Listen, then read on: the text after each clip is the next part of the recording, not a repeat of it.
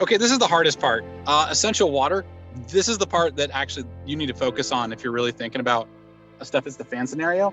But if your risk assessment thinks that you're still going to have water, then you don't have to worry about this. And good for you. Although I'd still, maybe you should go get your water tested. Let's go into the next slide and you'll find out. All right, this is the hardest thing, okay? Water consumption is way more than you think. So me and my wife, we drink and consume like 10 gallons a week. So we actually go into town and get water refills for like $1.50 per every 5 gallon. I just haven't built my water purifier yet, and actually doing the research, I found out there might be an easier way. I was going to go with reverse osmosis, and I kind of realized that distillation is sort of where it's at. But anyways, that's just my assessment. Making potable water is pretty intensive. It's pretty tough. If your scenario is just intermittent water loss, then just store extra water. Like if you think there's going to be a disaster or something, but if you really want to go off grid with water, it's going to restrict your property choices to places that have groundwater or surface water. And well drilling is very expensive. It could be very expensive. You're thinking five figures for that, at least. Especially if you're up in the mountains, that groundwater may not be anywhere near where you are, which is my situation right now, I think. After you have access to water, you also need to pressurize it.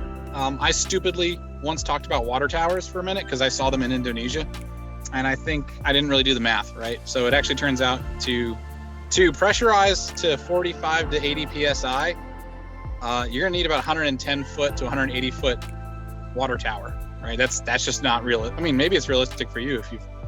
The better solution I found is they use the pressurized tank. So a lot of well systems use this.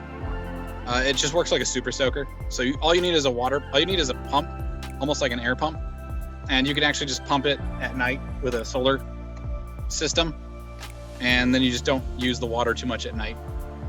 A lot of these homestead things are really just about restricting the convenience of your utilities.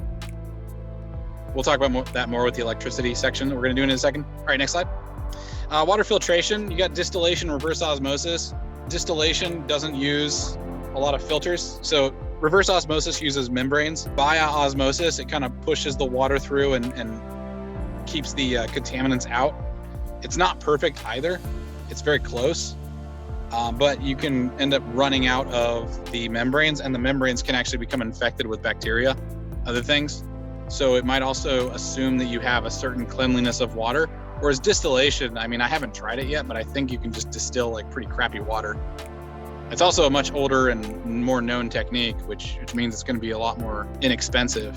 Basically, if people of yesteryear could afford it, you definitely can't afford it. It's also more easily off-grid. All you need is heat, which you might be just using the heat on your house anyway. And you might just need carbon filters, but not much else. So there's activated carbon. You can make your own activated carbon. It seems really intensive, but it is possible. If you're going to kill your family, having bad water is definitely the way to do it.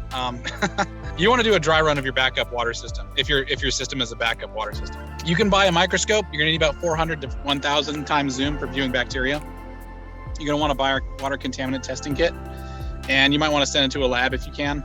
Once you have contaminated water, water absorbs so easily into your body, and it just courses right through your system. Right now, use your vast access to resources and capital now to ensure that your water is safe. But water absorbs into your system so quickly that your body does not have a chance to vomit it out. Like, food poisoning is you getting lucky because your body is working properly.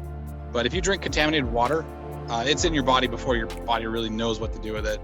A lot of times, it's very tragic.